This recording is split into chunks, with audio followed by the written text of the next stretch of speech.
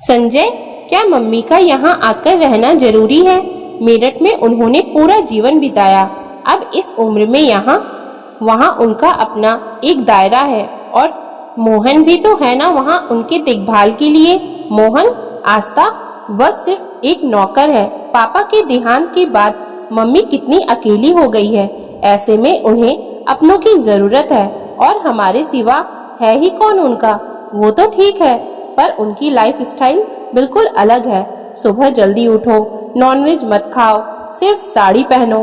Please Sanjay, एक दो दिन की बात हो तो झेल भी लिया जाए, पर हमेशा के लिए? इसका मतलब मेरी मम्मी तुम्हारे लिए बोझ है जिन्हें तुम्हें झेलना पड़ेगा? अगर यही बात तुम्हारी भाभी तुम्हारी मम्मी के लिए कहे तो? मेरी मम्मी ने कभी भाभी पर अपनी मर्जी नहीं थोपी। उन्हें अपने तरीके से जिंदगी जीने की पूरी आजादी दी है। पर तुम्हारी मम्मी, आस्था ये मत करो, वो मत करो। देखो संजय, मैं एक बात तुम्हें अभी से क्लियर कर देती हूँ। मम्मी के आने के बाद मैं वैसे ही रहूंगी जैसे हमेशा से रहते आ रही हूँ, तुम्हें अच्छा लगे या बुरा। आस्था की इस बात पर संजय ने कोई जवाब नहीं दिया। शाम को संजय ऑफिस से जल्दी लौट आया। आस्था, तुम जल्दी से तैयार हो जाओ, मम्मी को लेने स्टेशन चलना है। मैं तो तैयार हूँ। इन कपड़ों में क्या बुरा है? इनमें? आस्था का इशारा अपनी जींस की ओर था। मैं तो तुम्हें पहले ही कह चुकी थी। संजय, तुम इतने हिपोक्रेट क्यों हो? तुम्हें जब मम्मी की गैर मौजूदगी में इस ड्रेस से कोई प्रॉब्लम नहीं, तो अब अचानक? प्लीज आस्था, मैं तुम्हें कैसे समझाऊं? तुम बात को गलत ढंग से ले रही हो। मैंने कभी तुम्हारी फ्रीडम में बाधक बनना नहीं चाहा, लेकिन परिवार के अन्य सदस्यों की खुशियों का ध्यान भी तो रखना होता है और छोटे होने के नाते हमारा कर्तव्य बनता है कि हम अपने बड़ों के विचारों को भी सम्मान दें। आउटडेटेड कहकर उन्हें परिवार से ही काटे नहीं। संजय, तुम ये सब इसलिए कह रहे हो क्योंकि सवाल तुम्हारी मम्मी का है, पर मैं जैसी हूँ वैसे ही रहूंगी। मुझे दो चेहरे रखने की आदत नहीं। ठीक है, जो मन में आए करो। कहकर संजय ने गुस्से में कार की चाबी उठाई और बाहर निकल गया। पीछे से आस्था भी आ गई। स्टेशन पर दोनों बिल्कुल शांत खड़े थे, पर दोनों के मन के भीतर उथल पुथल मची हुई थी। माँ कुछ न कुछ तो जरूर कहेगी। वैसे आज मैं साड़ी ही पहन लेती तो ठीक रहता। नहीं, अगर आज साड़ी पहनती तो रोज पहनना पड़ता। ना बाबा, मुझे नहीं बनना बहन जी। और फिर क्यों रहूं उनके मुताबिक? मेरी मर्जी, मेरा घर। अगर कुछ कहा तो मैं तुरंत जवाब दे दूंगी। नहीं, कुछ नहीं कहूंगी, वरना बेवजह संजय से झगड़ा होगा। चुप ही रहूंगी।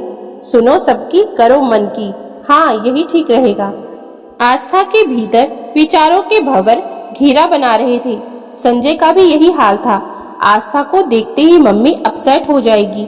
आस्था ने जानबूझकर ऐसा किया है। वह क्यों नहीं समझती कि संजय की विचार श्रृंखला को ट्रेन की सीटी की आवाज ने तोड़ दिया। ट्रेन से उतरने पर आस्था ने जब रमा जी के पांव छुए तो संजय का पूरा ध्यान उनके चेहरे के आते जाते रंगों पर था, पर अपेक्षा से बिल्कुल विपरीत उन्होंने कुछ नहीं कहा। अगले दिन सुबह सुबह किचन में खटर पटर की आवाज सुनकर आस्था की आंख खुली। क्या ढूंढ रही हैं आप? आस्था, चीनी और चाय पत्ती का डब्बा नहीं मिल रहा। इतनी सुबह? मम्मी, अभी तो सिर्फ 6 ही बजे हैं। सुबह हो चुकी है बेटा। देर से उठना अच्छा नहीं है। तुम देर से उठोगी तो संजय भी देर से उठेगा। कितना वजन बढ़ गया है उसका। मोटापा अपने साथ ढेरों बीमारियां भी लाता है। अब जाकर उसे उठाओ। उफ, कितना बोलती हैं। सुबह सुबह अभी से इतना भाषण, पता नहीं आगे क्या होगा। आस्था रैक से चीनी का डिब्बा उतारते हुए सोचने लगी। डिब्बा मुझे दो, तुम संजय को उठाओ। उठो संजय। आस्था ने संजय को इतनी तेजी से झकझोरा कि संजय हड़बड़ा गया।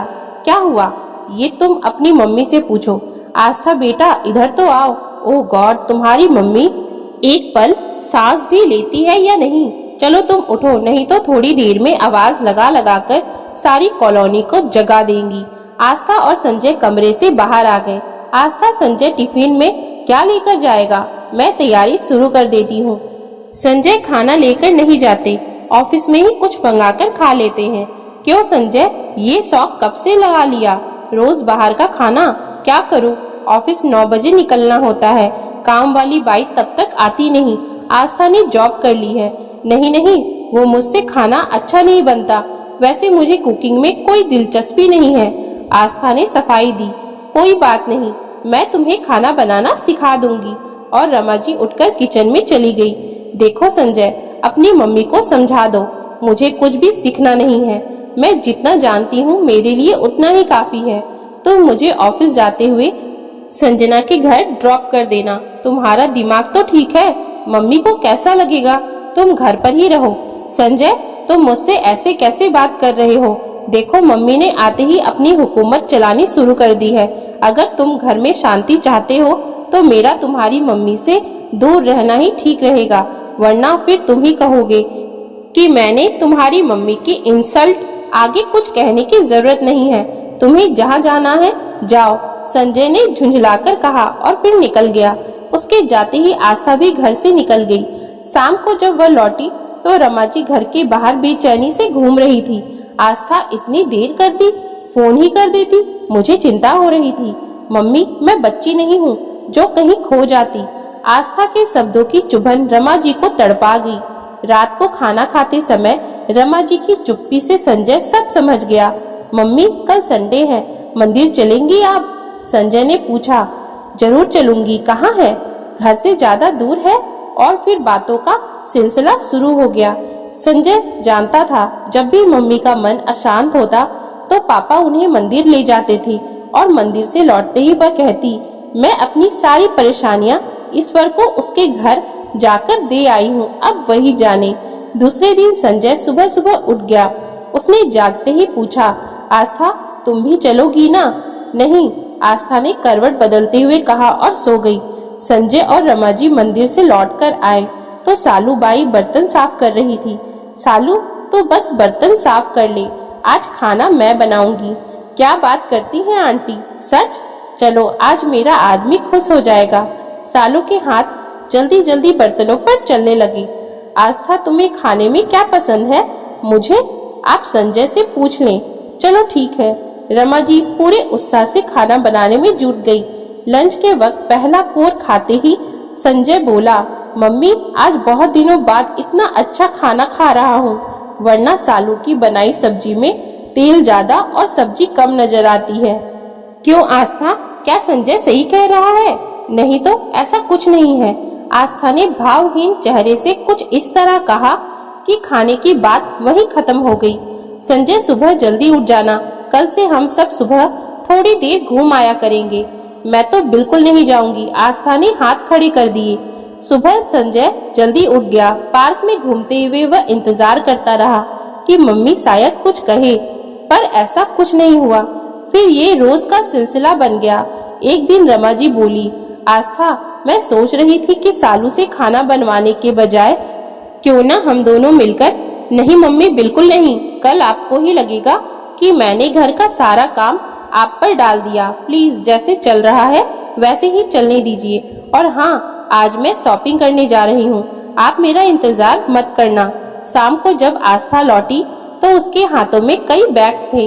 कुछ लाई हो? हाँ, अपने लिए कुछ कपड़े। लाओ, मैं भी देखूं। रमा जी ने उत्सुकता बस आस्था के हाथों से बैग्स ले लिए। वो एक एक करके कपड़ों को देखने लगी। हर कपड़े पर लगा प्राइस टैग उनकी आंखों में विस्मय भरने लगा। इतने महंगे? आस्था, अभी तुम्हारी नई गृहस्थी है, वो सोच समझकर खर्च किया करो। इस तरह तो तुम। रमा जी कुछ कहते कहते रुक गई। मम्मी, अब वो पुराना समय नहीं रहा कि अपनी इच्छाओं को मारकर आने वाली जनरेशन के लिए पैसे बचाए जाए। और फिर हम कमाते क्यों हैं? अच्छा खाओ, अच्छा पहनो और लाइफ स्टाइल को भरपूर जियो। कल किसने देखा है? ठीक कह रही हो आस्था, जीवन तो भरपूर जीने के लिए ही है, पर ये फिजूल खर्ची। ये मैं इसलिए नहीं कह रही क्योंकि मैं सास हूँ। मेरी जगह तुम्हारी मम्मी होती तो वे भी यही कहती। संजय ऐसा करता तो मैं उसे भी टोकती। आस्था, तुम्हें जीवन का अनुभव नहीं है। संजय बता रहा था कि हर महीने 20,000 रुपए तो बैंक की लोन की किस्त जाती है। बेटा, कर्ज लेकर सुविधाएं जुटाना अक्लमंदी नहीं है। तुम समझदार हो। इस घर और संजय की पूरी जिम्मेदारी तुम्हारे ऊपर है। जैसा चाहोगी वैसा ही तुम्हारा घर बनेगा। फिर बुरे वक्त के लिए भी कुछ पैसे हमेशा पास में होने चाहिए। तो आप चाहती हैं कि हमारा बुरा वक्त आए? आस्था का यह विष बाण रमा जी के मन में धंस गया। ऑफिस से लौटकर आने के बाद अपनी माँ की नम आंखों को देखकर संजय भाप गया कि आज घर में कुछ जरूर हुआ है। मम्मी, क्या हुआ? तबीयत ठीक नहीं है क्या आपकी? नहीं बेटा, ऐसी कोई बात नहीं है, बस अब यहाँ मेरा मन नहीं लगता। मुझे मेरठ वापस जाना है, तो मेरा रिजर्वेशन करवा दे। क्या हुआ मम्मी? संजय घबरा गया। आस्था ने कुछ कहा या मुझसे कोई गलती हो गई? आप तो हमेशा के लिए आई थी ना मेरे बच्चे। ऐसा मैंने कब कहा कि मैं यहाँ हमेशा रहने के लिए आई हूँ? मैं तो तुम दोनों की गृहस्थी देखना चाहती थी। तुम दोनों यहाँ ठीक हो, खुश हो, देख लिया, बस अब जाना चाहती हूँ। वहाँ घर सुना पड़ा है। मम्मी, आप ही तो कहा करती थी कि घर तो घर के लोगों से बनता है, वरना ईंट गारे की दीवारों को तो सिर्फ मकान कहते हैं। मम्मी, वहाँ कौन है? आप कहीं नहीं जाएंगी। संजय की आवाज अपराध बोध से थरथरा गई। वह खुद को बहुत असहाय महसूस कर रहा था। जिस माँ ने जीवन भर उस पर अपनी ममता लुटाई, आज उसी माँ का ख्याल वह नहीं रख पाया। उसका मन कर रहा था कि वह चीख चीख कर आस्था से लड़े, लेकिन उससे भी क्या हासिल होगा? तो परेशान मत हो बेटा, मैं 1-2 महीने में फिर आ जाऊंगी। सच? हाँ बेटा। रमा जी ने संजय के सिर पर हाथ फेरा। उनकी जिद के कारण संजय ने रिजर्वेशन करवा दिया। आस्था, तुमने मम्मी से क्या कहा? मैं क्यों कुछ कहूंगी, पर मैं उनके इशारों पर अपनी जिंदगी नहीं चलाऊंगी। संजय, हम बच्चे नहीं हैं क्या? हम अपना भला बुरा नहीं समझते? फिर क्यों मम्मी हमेशा ये प्रूफ करने में लगी रहती हैं कि मैं मैच्योर नहीं हूँ? उनका हर मामले में दखल अंदाजी करने का नेचर ही सारी समस्या का जड़ है, और इस उम्र में उनको हैंडल करना बहुत ही मुश्किल है। बस करो आस्था, प्रॉब्लम तुम में है। तुम सिर्फ और सिर्फ अपने बारे में सोचती हो। तुम कभी ये नहीं मानती कि तुमसे कभी गलती हो सकती है। तुम्हारा यही ईगो तुम्हें। संजय आगे कुछ कहता उससे पहले ही रमा जी की आवाज ने उसे चुप करा दिया। संजय, आस्था की भाभी का फोन है।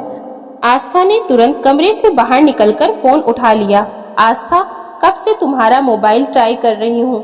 खैर, मैंने तुम्हें ये बताने के लिए फोन किया है कि मैं और तुम्हारे भैया 2 दिन बाद दुबई जा रहे हैं। बधाई हो भाभी। कितने दिनों के लिए जा रहे हो आप लोग? मम्मी का ध्यान रखना। मम्मी, वो हमारे साथ नहीं जा रही। इनकी कंपनी किस किस का खर्चा उठाएगी? मम्मी यहीं रहेंगी। उनके लिए मैंने एक नौकरानी का इंतजाम कर दिया है। ये कैसे हो सकता है भाभी? आस्था, अब तो निर्णय हो चुका है और हम भी कब तक उन्हें अपने साथ बांधे घूमेंगे? वैसे भी हमें 2 साल बाद तो वापस इंडिया आना ही है। 2 साल? भाभी, आस्था, मैं तुमसे बाद में बात करती हूँ, दरवाजे पर कोई है। फोन कट गया, पर आस्था बुत बनी फोन को हाथ में लिए खड़ी रही। क्या हुआ आस्था? अभी तो तुम भाभी को बधाई दे रही थी, और अब? संजय, भैया भाभी दुबई जा रहे हैं और मम्मी अकेली रहेंगी। ये कैसे हो सकता है आस्था? अभी 2 महीने पहले ही तो उन्हें हार्ट अटैक हुआ था। उन्हें तो बहुत केयर की जरूरत है। यही तो मुझे भैया पर बहुत गुस्सा आ रहा है। भाभी को छोड़ो, पर भैया को तो मम्मी का ख्याल होना चाहिए। मम्मी अकेली कैसे रहेंगी? आस्था रुआंसी हो गई। आस्था, तुम्हारी मम्मी अकेली कहाँ है? तुम रहोगी ना उनके साथ? संजय, तुम कल ही पूना जाकर आस्था की मम्मी को ले आओ यहाँ। यहाँ? आस्था भौचक्की रह गई। और नहीं तो क्या, वह यहीं रहेंगी तुम दोनों के पास।